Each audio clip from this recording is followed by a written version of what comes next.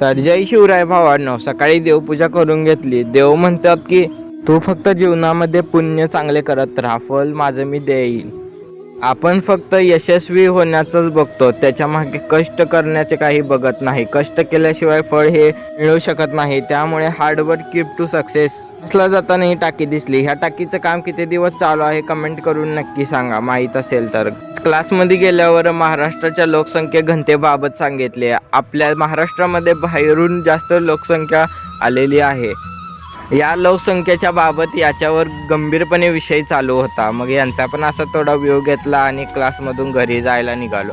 आम्ही डायरेक्ट टायपिंगला जाणार होतो.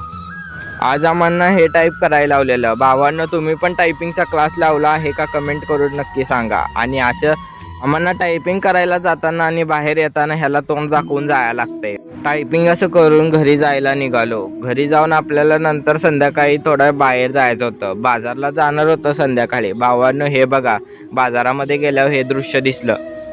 आपल्याला एक टाईमची भाकरी मिळण्यासाठी हे भाव बघा आपल्या अंगावर असे अपकाचे फटके मारून घेतात. आपल्यावर त्या आईबापांचे उपकार आहेत, कारण की आपल्याला पोट भरून एका टायमाचे खायला मिळते. मग आजचा ब्लॉग कसा आहे कमेंट करून नक्की सांगा आणि लाईक आणि शेअर करून जावा.